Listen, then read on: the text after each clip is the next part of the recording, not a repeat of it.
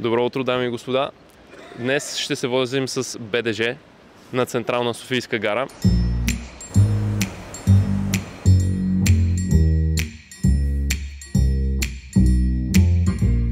Експериментът е: наистина ли е толкова зле БДЖ?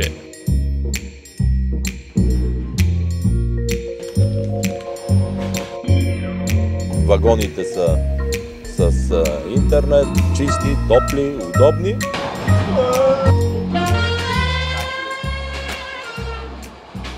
Кога за последно пътувахте с влака? Тази седмица, този месец, тази година?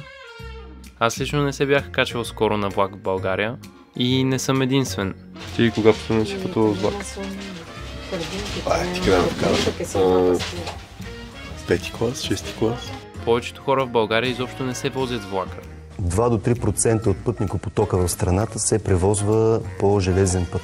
Всичко останало използва лични автомобили, автобусен транспорт, споделено пътуване или друг вид пътуване, но не използва железопътен транспорт. В Европа влакът често е най-бързият и най-удобният начин да се придвижиш. А при нас той има репутацията, че се ползва само от пенсионери и хора без кола. Но защо? Толкова ли е гадно да се возиш във влака и защо никой не го прави? Ако и вие се чудите как изглежда пътешествие с българските влакове, то това видео е за вас. Днес ще си хванем бързия влак от София до Пловдив и ще ви споделим нашите честни впечатления. Но първо, запознайте се с моя съпътник. Това е моят съпътник тази прекрасна сутрин. Той се казва Илия. Точно така. Аз съм Илия, на 23 години. Живея в квартал Люлин. Карам апетица. И... Не CV-то, накратко. Здрасти, аз съм Илия.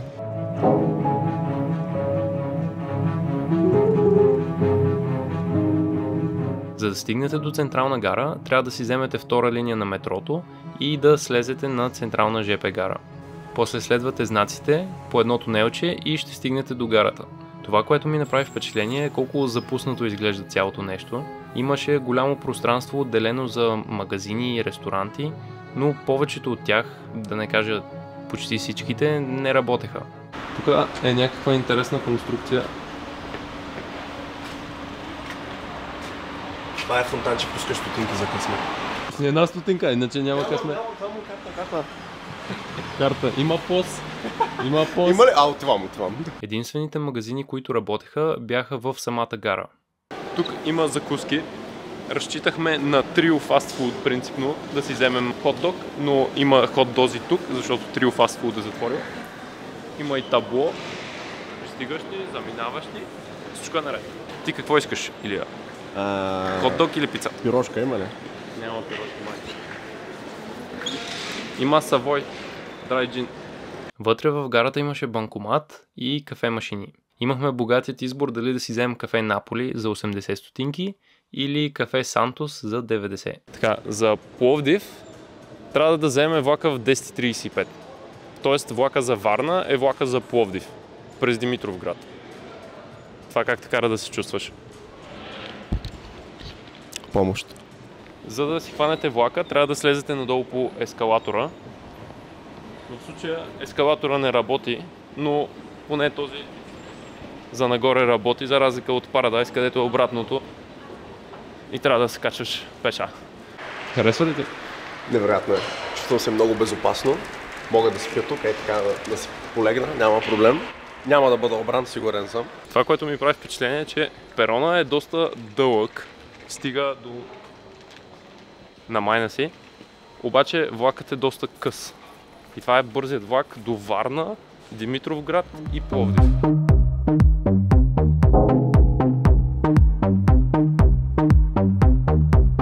Билети за влака могат да бъдат купени онлайн и на живо на гарата. За да си купите билети онлайн, трябва да си направите регистрация в сайта на БДЖ, да изберете начална и крайна гара и времето, в което искате да пътувате. Както виждате, от София до Пловдив има някои бързи влакове и други, които са по-бавни. Ние естествено си взехме за най-бързите възможни, но това пак беше в рамките на 2 часа и половина, 3 часа. Когато си купите билети онлайн, вие получавате един имейл с QR кодове който е всъщност вашият билет. Има и една интересна разлика между онлайн билетите и тези от гарата. И това е, че когато купувате билет за връщане онлайн, вие посочвате кой влак искате на отиване и на връщане. И имате фиксирани влакове и за двете посоки. Докато когато купувате от гарата, получавате билет с отворено връщане. Привет! Искам да отида до Пловдив. Има ли билети за влак 10:35? Два билета. Има ли разлика в цената, ако са еднопосочни или двупосочни? Вземе двупосочен начин. 20% отстъпка. Имам ли право на студентска отстъпка? Оказва се, че студентска отстъпка има, но трябва да си извадиш БДЖ карта предварително. Тя се издава за 1 година, ако представиш уверение от университета и картата струва 1 лев. Добре, разбирам. Значи без студентско този път. Добре, с карта може? На кресна спира ли? 30 лева и 30 стотинки. Убедяхме. Я виж. Трябва да допрете. Не е лоша цената. Народна. Запичвай. Това са ни билетите. Всъщност е доста приятна схема. Добре съм изненадан. Срещу 30 лева взехме 2 билета, т.е. един билет е 15 лева и можеш да се върнеш в рамките на 30 дни. Т.е. не трябва да посочваш конкретен влак, на който да се върнеш. Просто знаеш, че ще се връщаш до 30 дни и си взимаш двупосочен. Това е, защото не знае дали ще се върне влак. На станциите няма бариери, но въпреки това не препоръчвам да се качвате без билет, защото почти винаги минава човек да проверява.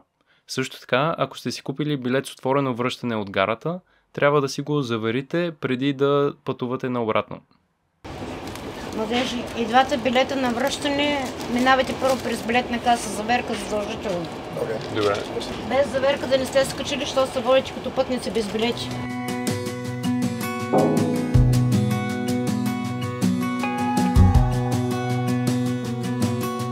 За мое най-голямо очудване и в двете посоки влакът ни беше пълен. Влакът се оказа пълен, което не го очаквах. Вие пътувате ли често с влак? Да. Аз не очаквах да е толкова пълно. Има много хора, аз мисля, че никой не го ползва. То сега празника и... По празниците принципно не е така. Празниците, иначе пълна. Те са... Аз очаквах, че няма да има кой да ме напсува. Те са малко вагоните. Едно време, нали помните влаковете? Дълги. Беха сега 4 вагона са втора класа. Къде да ни поберат? Имаше и няколко скандала по пътя ни, но за наша радост не се развиваха в нашето купе.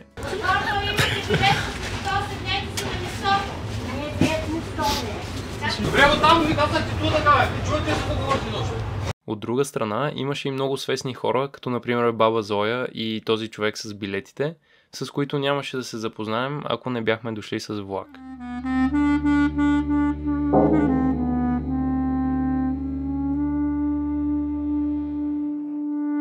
На борда на влака за момента не се предлагат закуски и напитки, затова решихме да си купим нещо предварително. Ти топла баница ядеш ли или само студена? Хладка такава една да е. По-така да се храносмила. Аз искам да разбера как винаги е топла. Не е лошо. Привет, баничката топла ли е? Добре, тя винаги. Ще може ли една права? Ма верно е топла. Пипни. Винаги. Бързо ревю на баницата. Няма да те лъжа, идеална е. Много е вкусна. Ще я просто. Признавам, че имах съмнение, тъй като струваше 2,40, но е топла. След половин час в раницата ми. Има текстура, хрупка, има сиренце, усеща се солта. Може да кажем, че е по-въглехидратна храна, но ако си го взимате сутринта за закуска е идеално. Идеално, ако искате ето тези буски големи. Няма какво да хванеш. Виж, там има Lidl. Това е метрото, бе. Моят високотехничен приятел даже реши да флексне на остатъка от купето и да си направи кафе в движение. Маняка прави кафе в влака. Бум. Съм Гордан Рамзи на каведа. Майкъл Джексън на капсули. god. Не върху лаптопа, а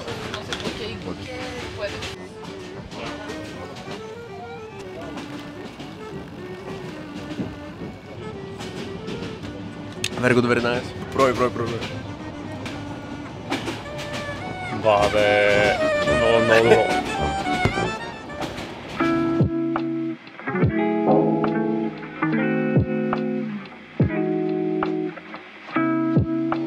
Вагоните са разделени на купета, а не са общо помещение с седалки по двойки, както е обичайно за Англия, например.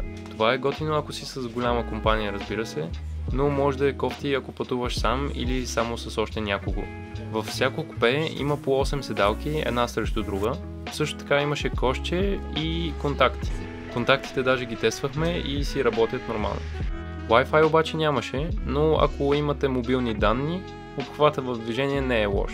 Нашето купе беше пълно и на отиване и на връщане, но за радост нямаше скандали и се пътуваше комфортно. Пак се връщам на темата с седалките обаче.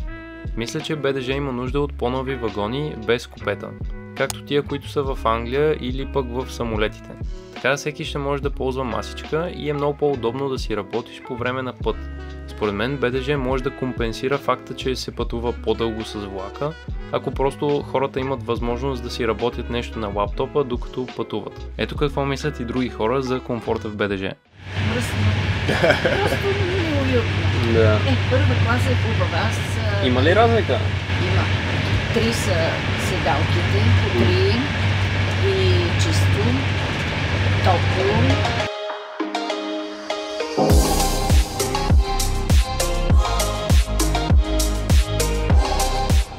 Това изглежда малко страшно. Туалетна.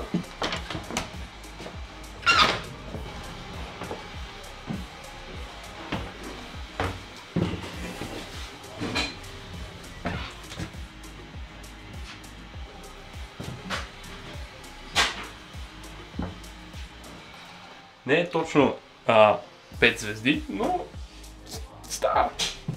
Да видим дали има вода. Впоследствие разбрахме, че ако почукаш, понякога водата тръгва. Тръгна ли? Трябва да почукаш. Тук е! Сега... Спира. Йооо! Тук дали има вода?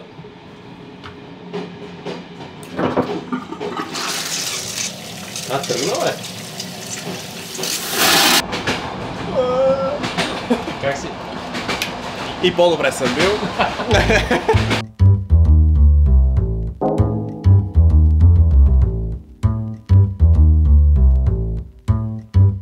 Проверихме скоростта си и се движихме с едва 60 км в час, нищо че бяхме на бързия влак.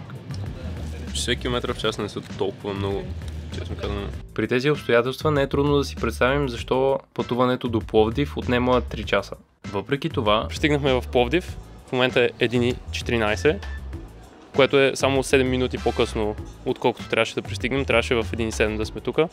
Ние от 2 минути сме на станцията, значи 5 минути закъснение. Аз мисля, че това е доста окей. Нашия е само 4 минути. Това не мога да повярвам. Все едно е Япония. На връщане закъсняхме малко повече, някъде около 20 минути. Това влиза в рамките на приемливото за мен, но направи прибирането ни около 3 часа и 20 минути. С кола пътя отнема час и 40 минути, което прави влакът в някои случаи 2 пъти по-бавен.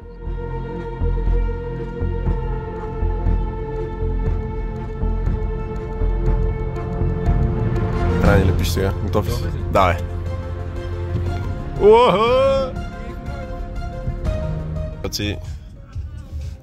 Каква е моралната пулка от взимането на Спарка в Пловдив? 30 минути на Спарк за момента. Целият бюджет замяна за Спарка. Ако не намерим скоро да паркираме, ще фалираме. В крайна сметка паркирахме там, откъдето взехме Спарка и тръгнахме пеша към тепетата. Въпреки бързането, Пловдив беше супер.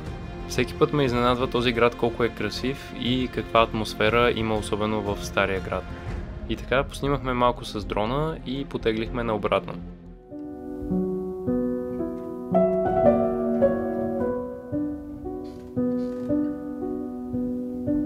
Дори Дори комфорта да не е идеален, когато пътуваш с влак и така има си минуси, определено си има минуси, обаче има едно особено чувство, което получаваш, което определено го няма, когато си с кола. Има някаква романтика, запознаваш се с нови хора, движиш се в едно такова старо превозно средство, чуваш тутув, гледките са супер и така да се чувстваш готино. Аз виждам този смут дори сега в фабричните комини. На запад в залеза или в небето, тъй спокойно синьо. И в тези дни, кажи ми ти, когато ни притягат в обръч, в сърцето грях ли е, кажи, че пази още кът за обич. Кажи ми, грях ли е, че пак, дори и в този шум фабричен, процепен с зъл картечен гак, си мисля, колко я обичам. Да, верно. Мъничкият цвет на нашата любов е тесен. Зато и с поглед впит напред ти пиша толкова с малка песен.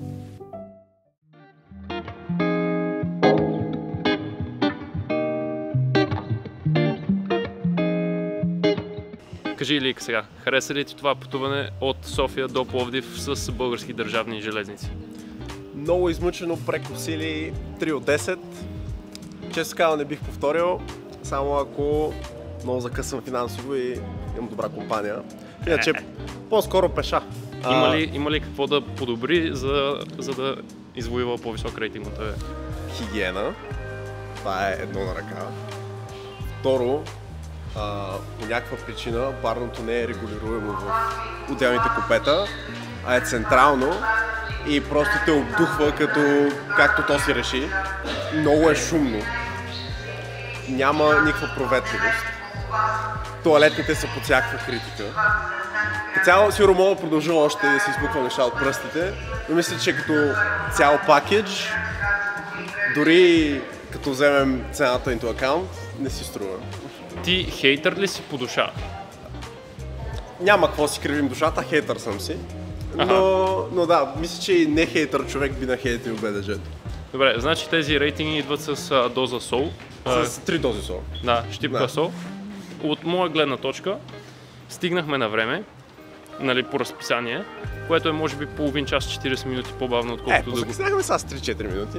3-4 минути не се брои сме, това е окей. Sure, окей. Не можеш 3-часово пътешествие да го пресайсли на минутата да... Ако бяхме в Япония, щеш да е друго. Все едно е Япония. Стигнахме на време, в купето беше окей, нищо специално. Тоалетната, ако трябваше да я ползвам, нямаше да съм много щастлив. Нямаше вода, нямаше Wi-Fi, обаче имаше контакти. Мен лично ме бъгна, че някакси не е направено с идеята да работиш, примерно, в купето. Нямаше маса. Въпреки че имаше контакти, някакси нямаше маса и ако има повече хора, не е много удобно да си извадиш лаптопа и да си вършиш работа. Защото реално погледнато няма проблем да пътуваш 40 минути по-дълго. Ако си освободен от това да не караш, може да си използваш това време да си правиш нещо на компютъра и практически ще спечелиш време по този начин. Основното, което бих подобрил, ако може да се стига малко по-бързо и да има масички в вагона, за да може човек да си работи. Тоалетната също. Също така имаше поне 3 скандала по времето на нашата возитба и понякога фърляш боба дали тия скандали ще са в твоето купе, но ние лъкнахме, така че беше файн. Да, накрая се качиха едни кярани в нашото купе. Ти чули ги? Да, чуги, но беше файн, беше за 20 минути. Да, за нас не беше проблем, но ако трябва да се возиш тях до Варна, си е така. Това беше ревюто на БДЖ-то. Надявам се да ви е харесало. Всъщност, идеята ми, като започнах да правя това видео, беше да покажа, че не са толкова зле българските железници, но сега, след като съм го обработил, осъзнавам, че изглежда малко по-смесено и може би това е добро нещо все пак, защото исках да представя как е реалното преживяване да ползваш БДЖ-то с всичките му плюсове и минуси. Очаквах нещо малко по-добро, ако трябва да съм напълно честен. Мислих, че ще се стига една идея по-бързо.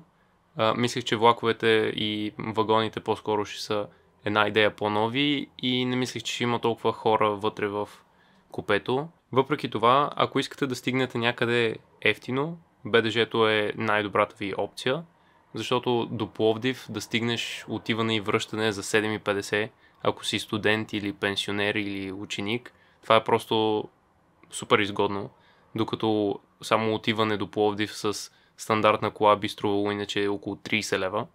Така че наистина е бюджетно, но получаваш това, за което си плащаш, бих казал. Така че си струва главно за по-утъпкани маршрути и кратки дистанции. Разбира се, надявам се услугата да се подобри в бъдеще. Мисля, че в България има много голям потенциал за влакове, тъй като разстоянието е достатъчно дълго, че да си струва да вземеш влак спрямо кола, но пък не е достатъчно, че да си струва да вземеш самолет за повечето дестинации в България. И също така вече има съществуваща инфраструктура, може да се подобрят нещата със сигурност. След падането на социализма, използването на влакове в България рязко спада, като мисля, че от 90-та до 2005 година железопътният транспорт намалява с около 70%, което наистина е тъжно и се надявам тази тенденция да се обърне. Влакът е много удобен транспорт, когато е направен като хората. Стигаш бързо, можеш да си работиш, не си губиш времето по средата и стигаш до центъра на града, както са повечето гари са в центъра, за разлика от летищата, така че ако летиш, после трябва да прекараш още 1 час, стигайки до центъра. Така че да, имам големи надежди за влаковете. Не сме стигнали достатъчно добро ниво все още, но ще видим как ще се развият нещата в следващите 10 години. Много ви благодаря, че гледахте. Ако сте стигнали до тук, сте истински OG-та.